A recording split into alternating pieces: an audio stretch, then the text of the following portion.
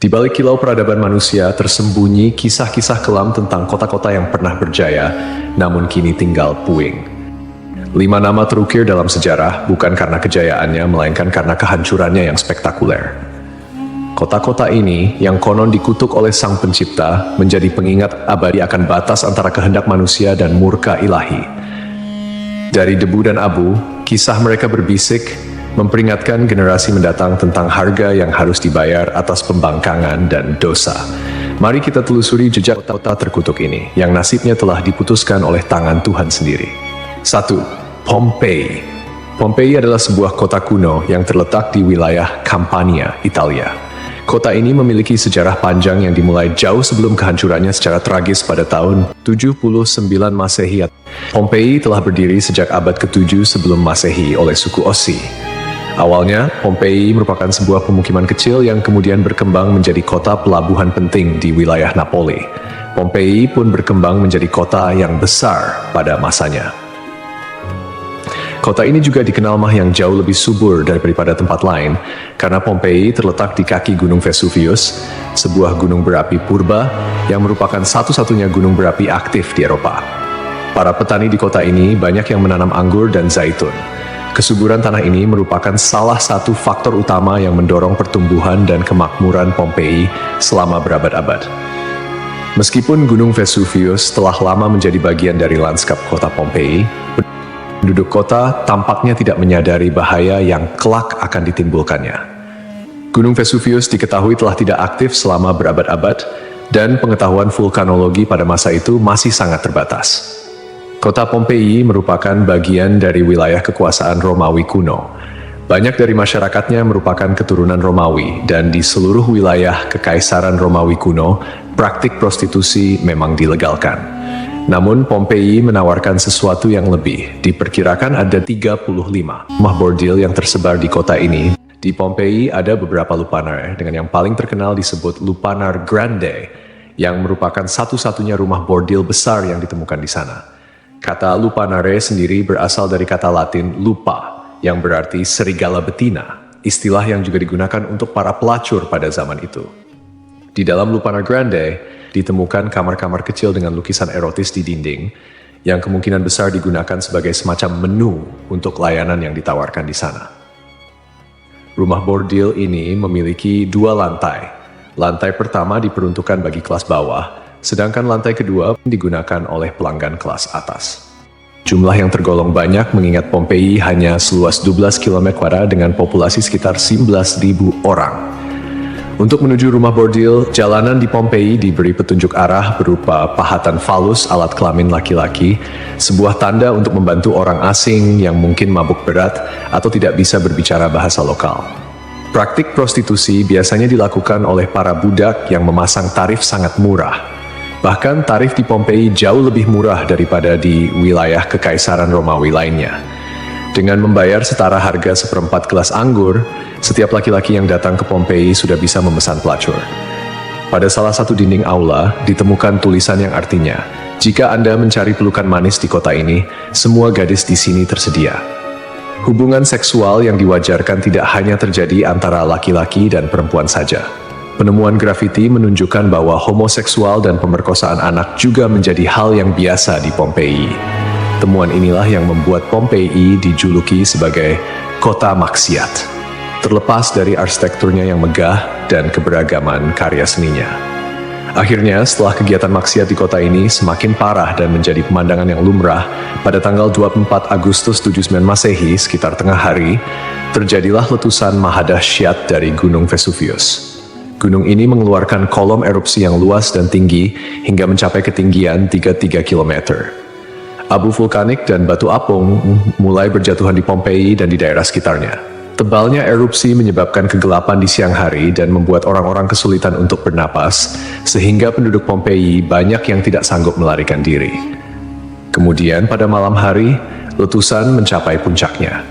Serangkaian awan panas yang mematikan mulai menyapu kota dengan kecepatan tinggi dan membunuh siapapun di kota tersebut. Meskipun sulit untuk memastikan jumlah korban jiwa yang tepat, diperkirakan ada sekitar 2.000 orang yang tewas di kota Pompei, meskipun banyak juga yang berhasil melarikan diri pada tahap awal erupsi.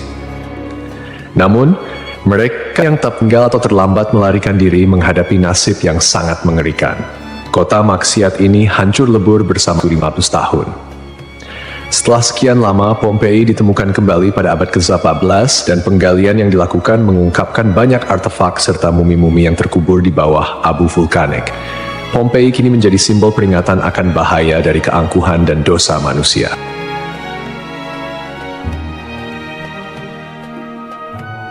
Kisah Desa Legetang. Pada suatu hari di Desa Legetang, warga melihat banyak binatang liar berkeliaran di sekitar jalan desa. Binatang-binatang ini, seperti monyet, kera, babi hutan, dan lainnya, bukan berasal dari daerah tersebut.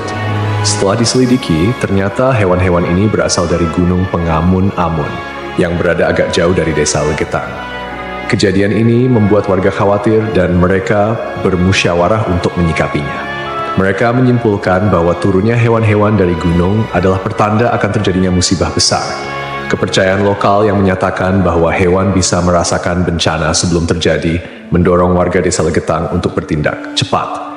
Mereka memutuskan untuk kerja bakti membuat parit di lembah Gunung Pengamun-Amun sebagai upaya antisipasi bencana, khususnya longsor.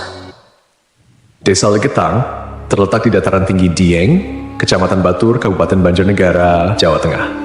Desa ini dikenal dengan tanahnya yang sangat subur, bahkan lebih subur dibandingkan desa-desa lainnya di sekitarnya. Sebagai contoh, jika semangka yang ditanam di desa lain hanya mencapai berat sekitar 6 kg, semangka yang ditanam di Legetang bisa mencapai 10 hingga 12 kg. Setelah parit selesai dibuat, kehidupan di desa kembali normal. Desa Legetang adalah desa yang makmur, hanya sedikit orang miskin di sana. Banyak saudagar kaya yang hidup mewah dan uang sering dihamburkan untuk hiburan. Setiap malam, mereka sering berjudi dan mengadakan berbagai hiburan yang tidak pantas, seperti kesenian lengger yang kadang berujung pada tindakan asusila. Kesenian ini yang hanya dilakukan di desa tersebut menjadi simbol betapa jauhnya masyarakat desa ini dari nilai-nilai agama dan moral. Setiap malam, penduduk Desa Legetang terlibat dalam berbagai bentuk kemaksiatan, termasuk perjudian, mabuk-mabukan, dan seks bebas. Mereka yang tidak terlibat dalam perilaku ini tampaknya membiarkannya, seolah-olah itu adalah hal yang wajar. Beberapa sumber melaporkan bahwa tingkat kemaksiatan di desa ini sangat tinggi, dengan beberapa laporan ekstrem seperti hubungan seksual antara anak dan ibu kandung. Desa Legetang mengalami hujan yang sangat lebat. Cuaca ekstrem ini disertai dengan petir yang menyambar-nyambar dan suara guntur yang menggelegar di langit yang gelap. Tiba-tiba, terdengar suara ledakan yang sangat keras yang dapat didengar hingga ke desa-desa di sekitarnya. Bukan paginya, setelah badai reda, penduduk desa-desa tetangga terkejut mendapati bahwa Desa Legetang telah tertimbun tanah dari puncak Gunung Pengamun-Amun. Tragedi ini menelan korban jiwa 351 orang, termasuk bayi dan balita. Hanya satu orang yang berhasil selamat, yaitu seorang pemuda bernama Suhuri yang sedang berada di luar desa saat kejadian. Secara logika, sulit untuk memahami bagaimana Desa Legetang bisa tertimpa longsoran dari puncak gunung yang jauh dan terpisah oleh lembah serta perkebunan. Penduduk desa telah membuat parit sebagai antisipasi terhadap longsor, tetapi bencana ini tampaknya melibatkan fenomena yang tidak bisa dijelaskan dengan mudah. Ada yang berpendapat bahwa kejadian ini adalah azab dari Allah, karena tidak dapat dipahami secara rasional. Ashabul Ras. Ashabul Ras adalah sebuah kaum yang hidup pada zaman dahulu. Kisah mereka disebutkan dalam Al-Quran sebagai salah satu kaum yang mendapat azab dari Allah Subhanahu wa Ta'ala. Nama Ashabul Ras secara harfiah berarti penghuni sumur atau pemilik sumur. Mereka tinggal di sebuah wilayah yang kini diperkirakan berada di antara Yamamah dan Hadramaut di Jazirah Arab. Kehidupan Ashabul Ras sangat bergantung pada sebuah sumur besar yang menjadi sumber air utama. Tidak hanya menjadi pusat kehidupan, tetapi juga menjadi simbol kemakmuran dan identitas kaum tersebut. Mereka membangun peradaban yang cukup maju di sekitar sumur ini dengan pertanian dan peternakan sebagai mata pencaharian utama. Namun, meskipun telah diberi nikmat berupa sumber air yang melimpah, Ashabul Ras justru menyalahgunakan anugerah tersebut. Mereka mengembangkan sistem kepercayaan yang menyimpang dan menyembah pohon cemara besar yang tumbuh di dekat sumur mereka. Pohon ini dianggap suci dan dijadikan objek penyembahan, menggantikan Allah Subhanahu wa Ta'ala sebagai Tuhan yang seharusnya disembah. Kemusyrikan Asyabul Ras tidak berhenti pada penyembahan pohon saja. Mereka juga mengembangkan praktik-praktik yang bertentangan dengan ajaran Tauhid, seperti membuat patung-patung yang merepresentasikan dewa-dewa mereka, kemudian melakukan ritual dan persembahan kepada pohon cemara, serta menolak ajaran-ajaran monoteisme yang dibawa oleh para nabi dan rasul.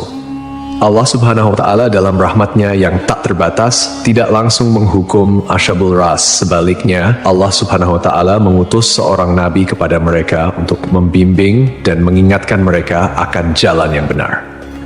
Nabi yang diutus ini, menurut beberapa riwayat, adalah Nabi Syuaib, meskipun ada juga yang berpendapat bahwa ia adalah nabi yang lain yang namanya tidak disebutkan dalam Al-Quran. Nabi yang diutus kepada Asyabul Ras berusaha dengan gigih untuk mengajak kaumnya kembali ke jalan yang lurus. Ia menyampaikan risalah Tauhid, mengajak mereka untuk hanya menyembah Allah Subhanahu wa Ta'ala dan meninggalkan penyembahan terhadap pohon dan berhala. Nabi ini mengingatkan mereka akan nikmat-nikmat Allah Subhanahu wa Ta'ala yang telah diberikan, termasuk sumur yang menjadi berkah dalam kehidupan mereka. Namun, meski telah diingatkan, mereka tetap keras kepala dalam kekufuran dan kemusyrikan, bahkan mulai mengancam dan memusuhi Nabi yang diutus kepada mereka. Penolakan ini berlangsung dalam waktu yang cukup lama, menunjukkan kesabaran Allah Subhanahu wa Ta'ala dalam memberi kesempatan kepada hamba-hambanya untuk bertaubat.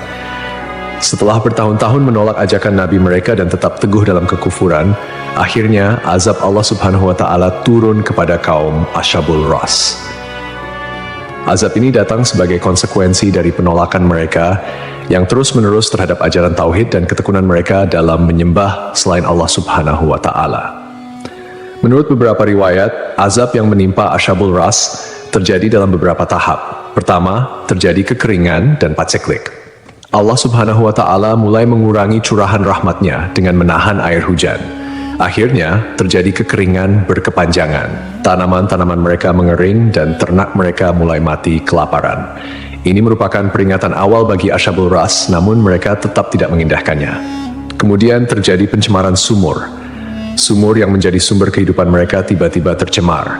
Airnya berubah warna, berbau busuk, dan tidak layak dikonsumsi. Hal ini menyebabkan krisis air yang parah di kalangan Asyabul Ras. Lalu datanglah gempa bumi.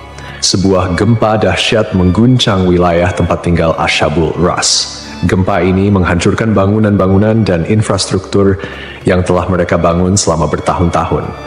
Akhirnya, mereka pun binasa, meninggalkan kisah yang menjadi peringatan bagi generasi-generasi setelahnya tentang konsekuensi dari menolak petunjuk ilahi dan hidup dalam kemusyrikan.